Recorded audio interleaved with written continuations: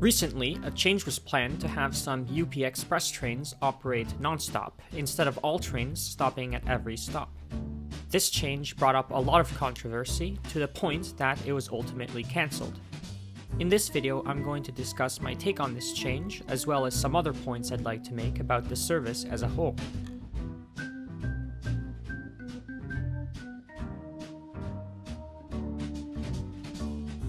So first of all, you may be wondering, what is the UP Express?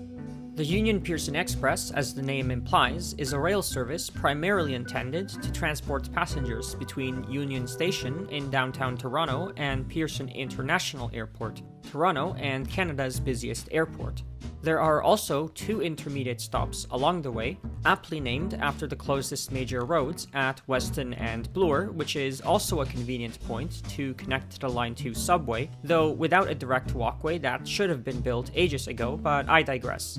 The Union Pearson Express travels mostly across the same corridor as GO Transit Kitchener Line trains up until the branch that goes into the airport. GO Transit, on the other hand, is a regional rail system heavily utilized by commuters. All GO Transit trains on the Kitchener Line do not directly service Pearson Airport, but instead continue west to Malton and beyond for a reason that I'll get to. GO Transit trains on the Kitchener Line service the same intermediate stops between Pearson and Union as the UP Express, as well as Etobicoke North, a single platform station with relatively low ridership. In the near future, when Line 5 is open, a new station on Eglinton Avenue, Mount Dennis, will also be serviced by both GO and UP Express trains. St. Clair Old Weston and King Liberty will also be added to the corridor, though it is not clear yet what the service pattern at these stops will be. Both the UP Express and GO Transit are part of Metrolinx, the provincial public transit agency for the Greater Toronto Area. The UP Express and GO Transit are two separate systems, and that's problem number one. The UP Express uses high-floor diesel multiple unit trains. Meanwhile, GO Transit uses low-floor coaches hauled by locomotives. Because UP Express trains are high-floor and GO Transit trains are low-floor, at the Bloor and Weston stations, each service has to use different platforms. One half of each station has high platforms for the UP Express trains, and the other half has low platforms for GO Transit trains. Pearson Airport is even worse off. Since the station at the airport has high platforms only, the UP Express high-floor trains are the only trains currently owned by Metrolinx that can service Pearson Airport. Therefore, unless the airport station is redone to accommodate low-floor GO Transit trains are effectively never going to be able to service Pearson Airport as is. Currently, the UP Express services all 4 stops every 15 minutes or 4 trains per hour each way, every day of the week from about 5:30 in the morning to 1 in the morning the next day.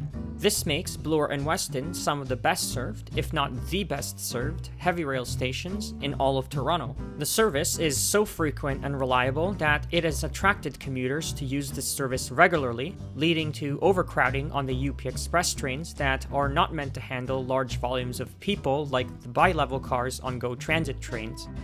The proposed change would have had every other UP Express train bypass the Weston and Bloor stations, effectively making those trains non-stop.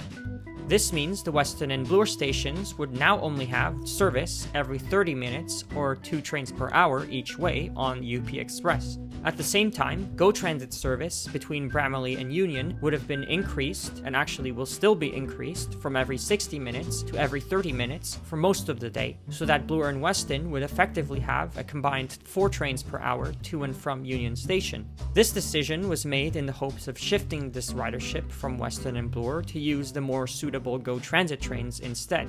After all, GO Transit is already cheaper to use than the UP Express in any situation. Oh, yeah. The UP Express trains and GO Transit trains use completely different fare systems with different card readers for each.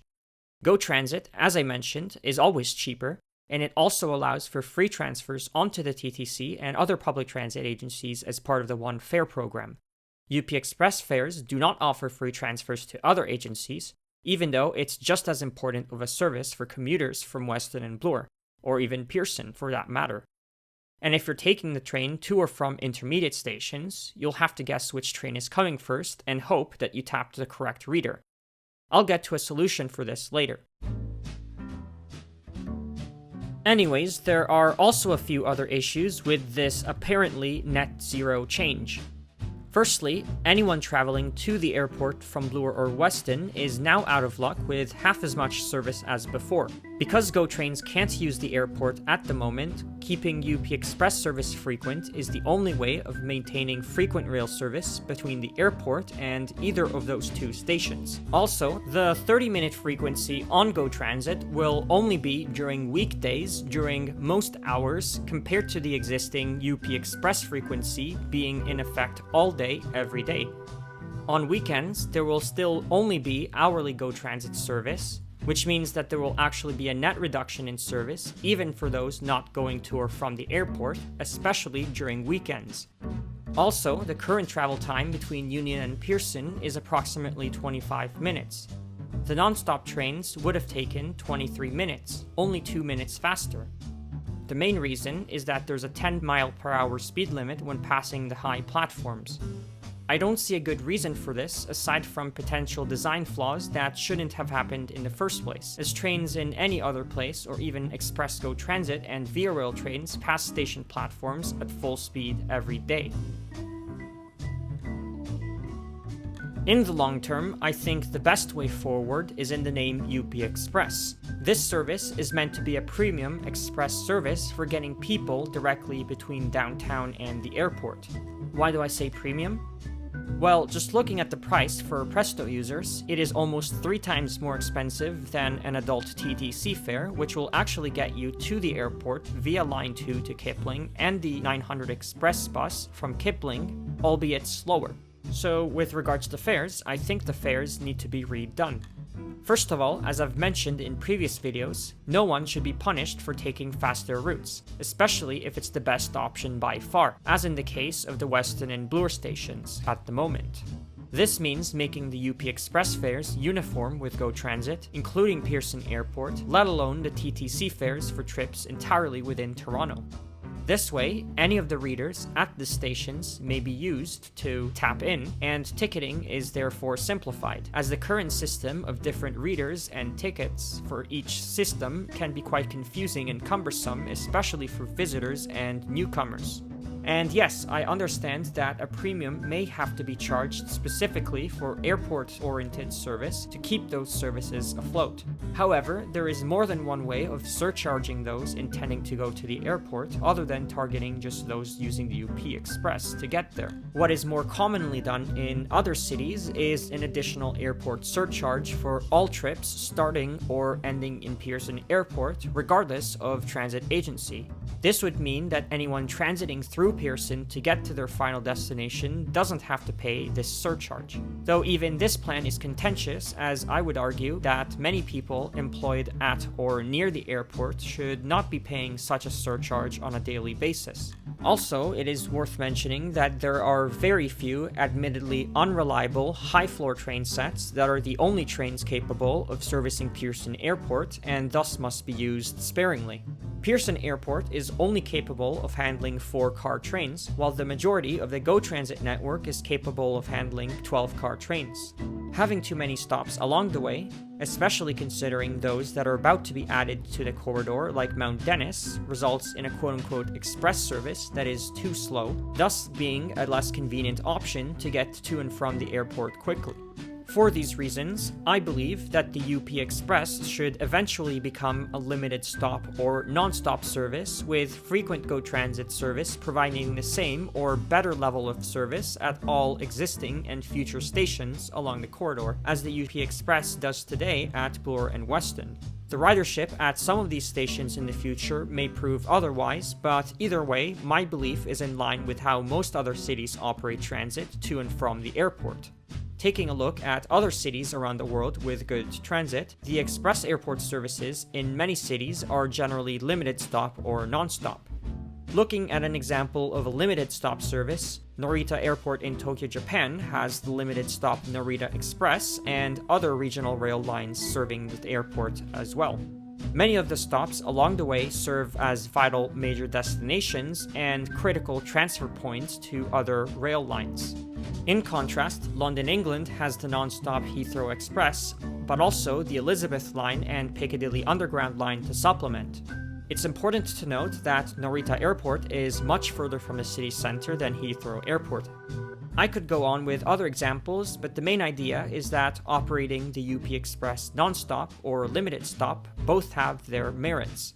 If UP Express were to become non-stop, since high-floor trains are the only trains that can go to the airport, there should still be at least one intermediate station to transfer between the stop-and-go services and the UP Express service, especially to get to or from intermediate stations that only GO Transit would serve. That is, unless the track besides one of the two platforms at the airport is raised to convert the platform into a low-floor platform, or using coaches with doors at different heights like the ones in Montreal. Coincidentally, a new station replacing the existing Etobicoke North GO station is being considered near Woodbine Racetrack just before the branch to Pearson Airport. This proposed station also tackles another existing problem. Anyone intending to travel west of Pearson Airport along the Kitchener line to destinations like Malton or Kitchener currently would have to transfer at Weston or use another transit route to get there. This station, being situated close to the convergence with the Kitchener line, may instead be used for transfers to GO trains to westbound destinations. This single stop on the UP Express should be all that's necessary, and UP Express trains should not make any stops between here and Pearson. The lack of stops on UP Express services would allow for 2 of the 4 tracks on the corridor between Pearson and Union to be used for true express or high-speed services coming from west of Pearson, bypassing all or most stations while maximizing capacity, as the speeds of those trains on these tracks would match. And the remaining 2 tracks on the corridor should be used for very frequent local GO Transit service that would put the existing local UP Express service to shame. There is also another benefit to having limited service on the UP Express: to make Pearson Airport a more attractive transfer point for public transit in the area. The airport is already well served by numerous public transit agencies and private bus companies, and being able to get to downtown from Pearson in 20 minutes would make all these routes way more convenient to use. The stations along the UP Express must not suffer from overall service decreases, for which reason I would object to the UP Express service changes alone today, even though I do agree with them in principle. The UP Express service should not be primarily used by commuters in the long term. Rather, GO Transit should take on these riders as part of the regional expansion plan in the next few years. And to do so, I believe that GO Transit needs to provide the same or higher levels of service at the intermediate stations as the UP Express currently does. You may have a different opinion on this, and that is fine. At the end of the day, we have the same common goal. We all want better public transit to and from the airport and across the GTA.